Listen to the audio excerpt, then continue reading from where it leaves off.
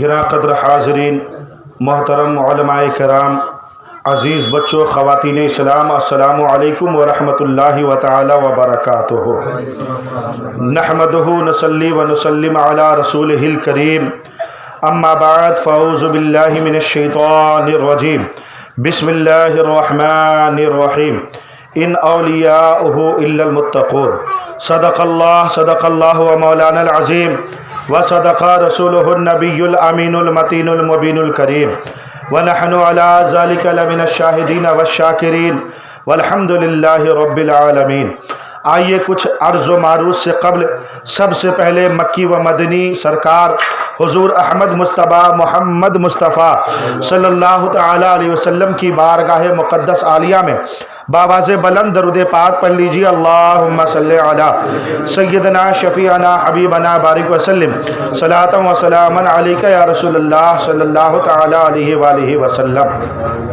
اس نشانی کے جو سگ ہیں نہیں مارے جاتے، اس نشانی کے جو سگ ہیں نہیں مارے جاتے، حشر تک میرے گلے میں رہے پٹا تیرا، واہ کیا مرتبہ غوث ہے بالا تیرا، اونچے اونچوں کے سروں سے قدم اعلیٰ تیرا، ابن زہرا کو مبارک ہو عروس قدرت، قادری پائیں تصدق میرے دولہا تیرا۔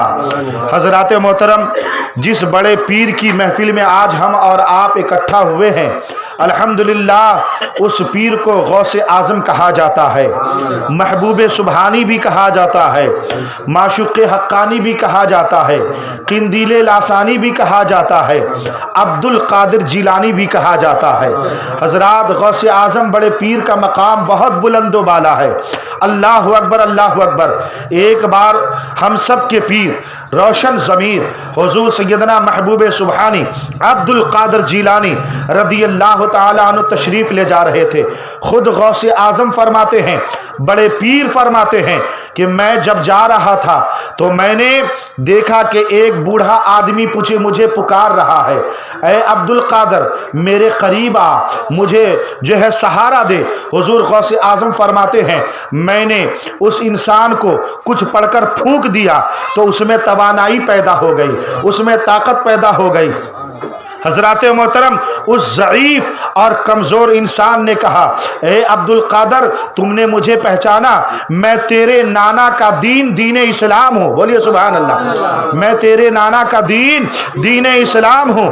اے عبد القادر، اللہ تعالی تیری وجہ سے دین اسلام میں طاقت پیدا فرمائے گا، تیری وجہ سے اللہ تعالی دین اسلام میں قوت عطا فرمائے گا۔ حضرات محترم، حضور غوث اعظم بڑے پیر فرماتے ہیں کہ پھر میں جب بغداد کی جامعہ مسجد میں جانے لگا تو شہر میں جیسے ہی داخل ہوا تو کسی نے مجھے محی الدین کہہ کے پکارا، کسی نے مجھے محی الدین کہہ کے پکارا۔ غوث اعظم فرماتے ہیں جب میں نے جمعہ کی نماز پڑھا دی اور جمعہ کی نماز پڑھا کر میں مسجد سے باہر نکلا تو پورے بغداد والے مجھے یا سیدی محی الدین کہہ کر پکارنے لگے۔ سبحان اللہ۔ حضرات محترم، محی الدین کا مطلب کیا ہوتا ہے؟ دین کو زندہ کرنے والا۔ قسم خدا کی، غوث اعظم رضی اللہ تعالیٰ عنہ کے فیضان کرم سے نہ جانے کتنے کافروں نے کلمہ پڑھ لیا ہے، اور آپ کی نگاہ ولایت سے الحمدللہ آج بھی اسلام پھیلتا اور پھولتا چلا جا رہا ہے۔ یقیناً آپ محی الدین ہیں، تو حسنی حسینی کیوں نہ محی الدین ہو، تو حسنی حسینی کیوں نہ محی الدین ہو، اے خضر مجمع بحرین ہے چشمہ تیرا۔ حضرات محترم، یہ اللہ رب العزت کا احسان اور شکر ہے کہ اللہ تعالیٰ نے ہمیں رسول عطا فرمایا تو رسول اعظم عطا فرمایا۔ حضرات محترم، اللہ تعالیٰ نے ہمیں شہید عطا فرمایا تو شہید اعظم عطا فرمایا۔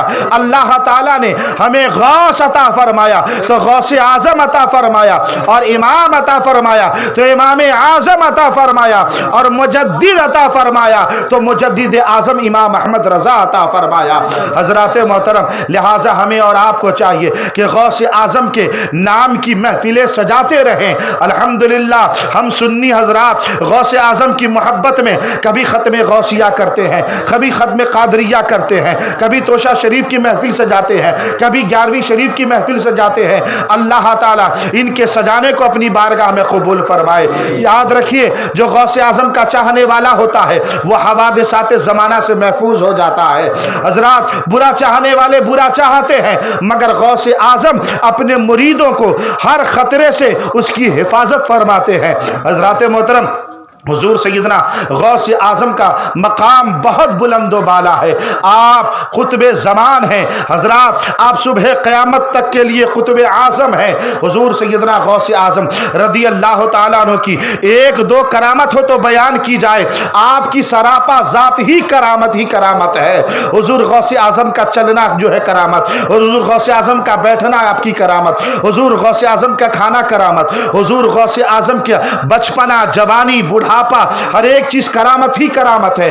حضور سیدنا غوث اعظم رضی اللہ تعالیٰ عنہ کی بارگاہ میں خانقاہ میں ایک عورت ایک بچے کو لے کر آئی۔ حضرات محترم آج ہمارے قوم کا عالم کیا ہے کہ ہم اپنے بچوں کو ڈاکٹر بناتے ہیں، پروفیسر بناتے ہیں، انجینئر بناتے ہیں، مگر حافظ قرآن نہیں بناتے، عالم دین نہیں بناتے، مدرسے کی طرف نہیں بھیجتے ہیں۔ ارے مدرسے میں پڑھ کے کیا کرے گا، عالم بن کر کیا کرے گا؟ سنو قسم خدا کی، جب کوئی بچہ اسکول جاتا ہے، کالج جاتا ہے اور جو ہے پڑھنے کے لیے جاتا ہے، اس کے قدم کے نیچے فرشتے پر نہیں بچھاتے، مگر وہی بچہ جب سینے سے قرآن لگا کر، وہی بچہ جب سینے سے دین اسلام کی کتاب لگا کر مدرسے کے لیے نکلتا ہے، میرے آقا فرماتے ہیں ایسے بچوں کے قدموں کے نیچے فرشتے اپنا پر بچھا دیا کرتے ہیں۔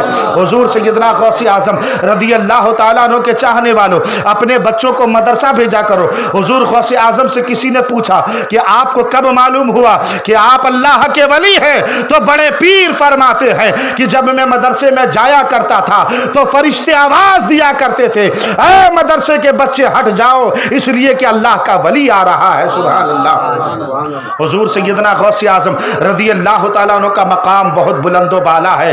آپ کی خانقاہ میں، آپ کے مدرسے میں ایک عورت نے اپنے بچے کو ایڈمیشن کروایا، کہا حضور اسے آپ اپنی بارگاہ میں رکھیے، یہاں رہے گا تو کچھ دین سیکھ لے گا، آپ کی خدمت کرے گا تو ہے جو دین کی باتیں جان لے گا اور بڑے چھوٹوں کی تمیز جان لے گا۔ چنانچہ وہ عورت اپنے بچے کو غوث اعظم کی خانقاہ میں چھوڑ کر چلی گئی۔ حضرات پھر کچھ زمانے کے بعد، کچھ سالوں کے بعد آئی تو کیا دیکھا کہ وہ بچہ جو ہے دروازے پر بیٹھا، حضور غوث اعظم کی خانقاہ اور مدرسے کے دروازے پر بیٹھا روٹی کھا رہا ہے، سوکھی روٹی کھا رہا ہے، اور غوث اعظم رضی اللہ تعالیٰ عنہ جو ہے وہ دسترخوان پر بیٹھ کر مرغا کھا رہے ہیں۔ تو اس عورت نے کہا حضور یہ کیا، آپ تو مرغا کھا رہے ہیں، میرا بیٹا سوکھی روٹی کھا رہا ہے۔ تو غوث اعظم کو چلا لایا، آپ نے فرمایا یہ مرغ کی ہڈیوں کو جمع کرو۔ جب مرغ کی ہڈیوں کو جمع کیا گیا تو غوث اعظم فرماتے ہیں قم بے اذنی، اے مرغ میرے حکم سے زندہ ہو جا۔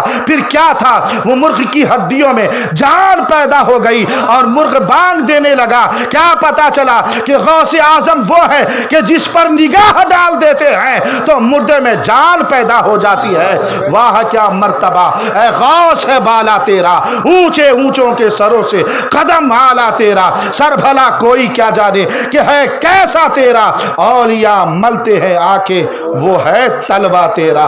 اللہ پاک اس محفل خیر کو اپنی بارگاہ میں قبول فرمائے۔ الحمدللہ یہ علماء کرام حضرات محترم، یہ علماء کرام الحمدللہ یہ سب کے سب جو ہیں اپنے وقت کے باصلاحیت عالم دین ہیں، بہترین خطیب ہیں۔ یہ اہل خانہ کی خوش بختی ہے، خوش نصیبی ہے کہ علماء کرام ہمارے گھر میں تشریف لائے۔ میرے بزرگوں ختم غوثیہ، ختم قادریہ اور 11ویں ضرور مناؤ، مگر اس کے ساتھ ساتھ ان اولیاء الا المتقون، اللہ والے متقی ہوا کرتے ہیں۔ تو کیا پتا چلا کہ جس غریب نواز کی چھٹی مناتے ہیں، اور دین دیکھیے کتنا پیارا ہے، آج خواجہ غریب نواز کی چھٹی بھی ہے، اور ہندوستان کی سرزمین پر ایک ایسی عبقری شخصیت جسے دنیا حضور مجاہد ملت الشاہ حبیب الرحمن کے نام سے جانتی ہے، ان کا عرس پاک بھی آج ہی ہے، جو ہمارے دادا پیر ہے، بولیے سبحان اللہ، جو ہمارے دادا پیر ہیں جن کا مزار دھام نگر شریف میں ہے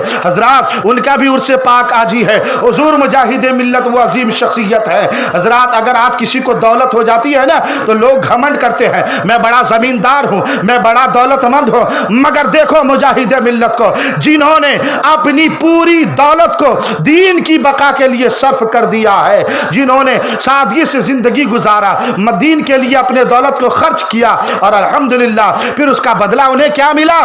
آج پوری دنیا مجاہد ملت کو یاد کر رہی ہے، ان کا بھی عرس پاک آج ہی کے دن ہے۔ میرے پیارے بزرگوں، جن اولیاء اللہ سے آپ محبت کرتے ہو کرو، اللہ پاک ہم سب کو اولیاء اللہ سے محبت کرنے کی توفیق عطا فرمائے، مگر سنو سنو، جن اولیاء اللہ سے ہم لوگ محبت کرتے ہیں وہ سب کے سب متقی اور پرہیزگار ہیں۔ صابر پاک متقی اور پرہیزگار ہیں، حضور اعلیٰ حضرت متقی اور پرہیزگار ہیں، حضور خواجہ معین الدین چشتی حسن سنجری آپ جو ہیں متقی اور پرہیزگار ہیں، حضور غوث اعظم متقی اور پرہیزگار ہے، حضرت امام حسین متقی اور پرہیزگار ہے، حضرت مولا علی متقی اور پرہیزگار ہے۔ ارے مولا علی کی شان تو یہ ہے کہ ایک بار آپ کی نماز عصر قضا ہو گئی تو مولا علی رونے لگے، میرے آقا نے فرمایا علی رو رہے ہو؟ کہا یا رسول اللہ نماز عصر قضا ہو رہی ہے۔ میرے نبی نے فرمایا بے شک علی تو اللہ اس کے رسول کی اطاعت میں تھا، میں دوبارہ سورج کو پلٹا دیتا ہوں۔ سبحان اللہ۔ حضرات محترم، تو جس علی سے محبت کرتے ہو وہ نماز سے محبت کرنے والے ہیں، اور جس رسول سے محبت کرتے ہو وہ رسول نہ کبھی جو ہے مسجد کی تعمیر فرما رہے ہیں اور کبھی فرماتے ہیں الصلاۃ عماد الدین، کبھی فرماتے ہیں قرۃ عینی بالصلاۃ، کبھی فرماتے ہیں الصلاۃ معراج المومنین۔ تو کیا پتا چلا کہ ہمیں تقوی اختیار کرنا چاہیے، ہمیں صاحب تقوی بننا چاہیے، نمازوں کی پابندی کرنی چاہیے۔ اللہ پاک ان تمام باتوں پر ہم سب کو عمل کرنے کی توفیق عطا فرمائے۔ کھڑے ہو جائیے صلاۃ و سلام کے لیے، انشاءاللہ اس کے بعد فاتحہ خوانی ہوگی۔ مصطفیٰ جانے رحمت بلا